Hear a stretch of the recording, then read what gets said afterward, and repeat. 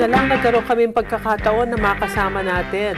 Mga kataong bahay, kasama natin si Dr. Danny Magtanong. Kaya kailangan ho magtanong na kayo. Kasi isipin nyo, Dr. Danny, ay makakasama natin po kayo together with ating mga kataong bahay. Si Dr. Danny po ay member ng Philippine Prosthodontic Society. At off-cam, tinatanong ko na siya, ano ho ba yung pag sinabi nating prosthodontics? Ano ba yun talaga po? Good morning muna pala. Good morning pala. Magandang umaga rin sa inyong lahat na nanonood. Ang prosthodontic ay isang branch ng dentistry na tumutukoy sa pustiso. Sa ating lengguwahe, pustiso yan. Okay. Sa dalawang klase ng pustiso, normally, generally, merong natatanggal, merong hindi naman natatanggal. So, fix yan. Yan yung mga crowns. Pero recently, Abay Maylin, nadagdagan yung kategorya na kasi nagkaroon na, pumasok na yung implants. Oo nga pala. So, may ibang kategorya na naman yun. Dumami na naman yung sakop ng prosthodontics. Ayun, ibig sabihin, pero ibababa natin doon sa level na maintindihan po ng lahat. Tama. Yung ating mga kataong bahay, karaniwan ng nangyayari, pagka nabungi, ayan, kailangan maglagay ka ng pustiso. Pero itong pustisong ito, nabanggit nyo, merong fix, merong ditanggal. Importante ho ba talaga yung pustiso? Oo naman. Kasi alam mo na, ang ngipin, may role sa kalusugan. Unang-una sa pagkain, siyempre. Mas effective yung pagkain mo, therefore yung nutrition ng katawan mo maganda. Pangalawa, yung tinatawag na ganda.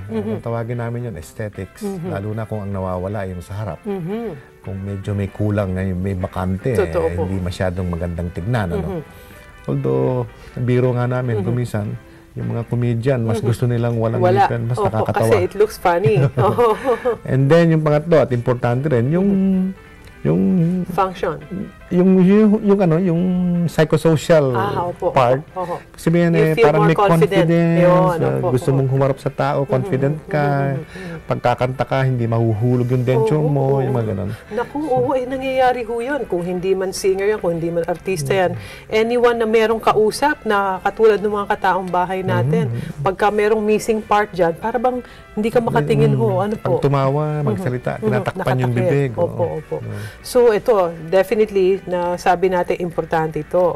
Ngayon, may nabanggit kayo, meron hong nilalagay na sa panandalian o meron ding naka-fix. Opo. Anong pagkakaiba ho nito? Okay. Yung naka-fix, fixed partial denture, kung tawagin yun, parang yun yung crown.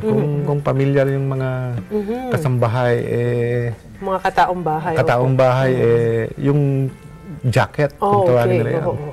Cap, kung tawagin nila yun. So, pustiso rin yun in effect. So, pero hindi siya natatanggal. Yung isa naman, yung ditanggal, removable partial denture, o kaya complete dentures, ibig sabihin wala na siyang ngipin. O hindi pwedeng fiction kasi walang ngipin Pero na lamang kung may implant. Anyway, yun yung ditanggal na pinapalitan yung mga nawawalang ngipin, pati yung mga gilagid na nawala rin. May mga nawawalang gilagid after some time. So, yan ang removable. So, kasi halimbawa, ano ba yung mas maganda for a particular person? Ito ho ba by choice na ditanggal? Or kayo ho bang nagsasabi na mas maganda kung ito yung i-fix natin? Kayo ho bang Actually, may mga kasong ganon na ang tawag namin indication. Ito, dapat ang gawin mo, hindi natatanggal. Fix dapat ito.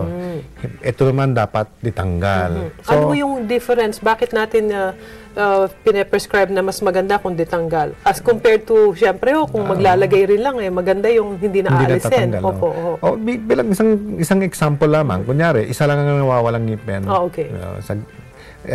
Parang kung gagawa ka ng ditanggal, malaking sagabal yon sa bibig mo Opo. Meron kasing part na ngalangala yon kung sa taas yan. Meron pang part na kawit, kung gano'n, mga nakikitang kawit. So, hindi magandang tignan. Saka mas nakakatulong, talagang fix na lang. Part pa siya ng Parang ng hindi bibig niya mo, naiintindihan. hindi naman sa hindi intindihan kasi kailangan mo siyang alagaan. Sa bagay, opo. Pero mas hindi na yung ditanggal pa, lilinisin mo pa ng iba. Maraming ricutitos. Parang ganun. Opo. So generally, ganun ang rule. Pero siyempre, may mga pagkakataon na pwede rin namang ditanggal ito, pwede rin namang hindi ditanggal. Nasa choice naman din at kasama sa pagpaplano at pagde-decide yung pasyente. Na-imagine ko yung ating mga texters, no ho, dahil iisipin nila, naku, ako kanyo nagpupustiso. Paano ho ba yung tamang pag-aalaga dyan? Yan ho ang mga karaniwang tinatanong po eh. Baka, opo. So yung fix, kailangan maturuan ka ng dentista mo kung paano ang special technique para toothbrush. Iba kasi yung technique dapat doon. So hindi masyadong nakasalalay sa pasyente yon kasi mas maganda kung na-check up lagi ng dentista yon. Baka kasi lumulubog na yung buto and so on and so forth. Yung ditanggal ang merong malaking part na home care. Yung pasyente ang merong responsibilidad din. Kasi tinatanggal niya yon, dapat nililinis maalagaan niya. Kasi alam mo, hindi lang naman usapang ganda yun, ano? Eh kung ang ganda-ganda nga, pag ngiti mo naman, umaalingasaw sa kausap mo. Kasi nangangamoy ang dentures, no? Yun na nga po. Oo, gustong-gusto nga yan ng mga mababait. Kasi yung amoy niya. No? Naku, yun ho ang nag-a-attract doon. Nag-a-attract sa kanila yun. Opo. So, kailangan inaalagaan din. At kailangan din, kung minsan sa isang taon man lang, babalik ka sa dentista mo para tignan yung kondisyon. Ano ho yung proper way of taking care? Halimbawa kasi, karaniwan, sasabihin, uy, yung ginagamit mong toothpaste, pwede na ba yan doon sa dentures ng kataong bahay natin? Opo. Okay, maganda kasing isipin yun na yung mga Pilipino, kababayan natin, kasi ngipin yun.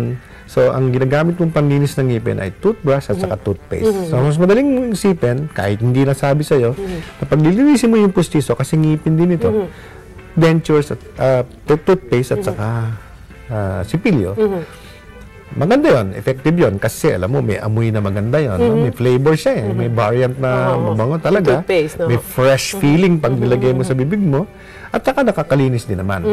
Pero may mga pag-aaral na lumalabas o lumabas na because yung toothpaste ay may abrasive, yung nakagasgas ng ngipin.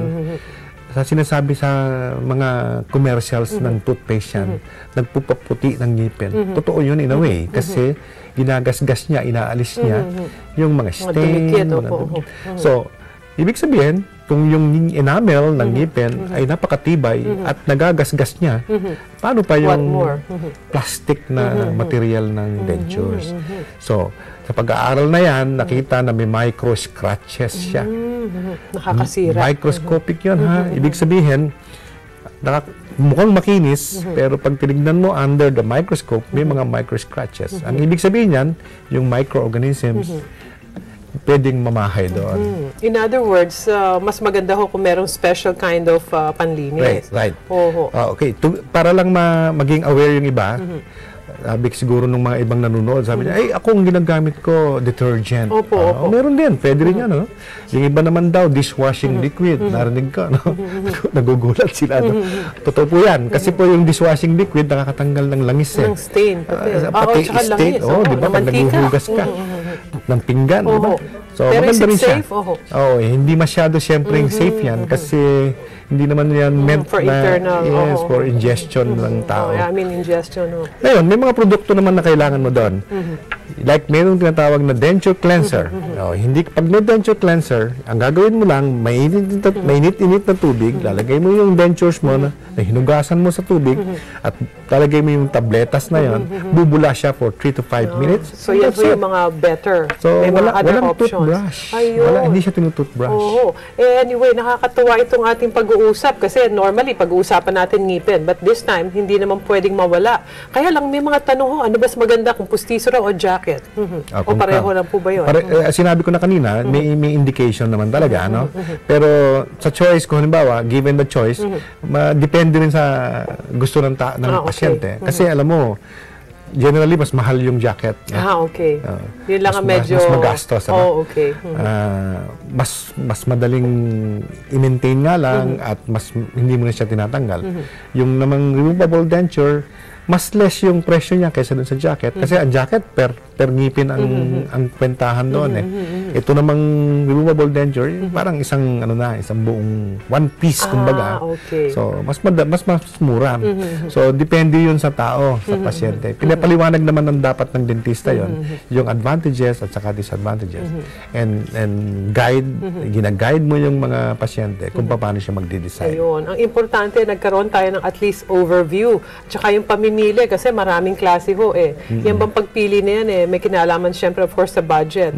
Ganun ho Malaking bagay sa Pero Pilipino kung without thinking about budget, ano ho yung best recommended kung nyo? pwede rin lang talaga, mas gugustuhin ko yung fixed partial denture. Okay. Kung ako personal. Kung pwede, kasi depende sa bilang ng nawawala Hindi yung isang ngipin na lang dito at isang ngipin na lang sa kabilang dulo. Lalagyan mo ng bridge yun, jacket, Meron pa kung yan ba ay veneer or yung porcelain or something? May mga material na ginagamit. Okay. Marami na. Mas nagiging improve yung technology dyan at material. Mas nagmamahal, unfortunately. Naku, yun lang ang nagiging disadvantage yung pagmamahal. Pero, yung pagtataas ng presyo. Pero kung yun rin lang at gagawin natin, may choice tayo, di syempre, pakikinggan natin yung mga pinapayo ng ating mga kaibigan. Pagpaplano naman kasi, Abay Maylene, kailangan din yung practicality o practical na pananaw. Hindi naman porket ito mahal, ito ganito, kung hindi naman talaga practical. Kailangan din yan. Yung practicality ay kailangan i-consider. Ang daming gustong magtanong dahil nalaman nila si Dr. Danny Magtanong ang guest natin. Sana sa mga susunod po ay pwede namin kayong maimbitahan muli. Dahil ito, napakarami yung texters natin. Pero hopefully ay dahil interesting po yung topic, sa mga susunod po makasama namin kayo. Sure, anytime. Opo, salamat po ng marami sa inyo. Maraming salamat din. Ayun, opo, mga kataong bahay, si Dr. Danny Magtanong ng Philippine Prosthodontics Society. Thank you very much po. At mga kataong bahay, dyan lang kayo. Babalik po ang taong bahay.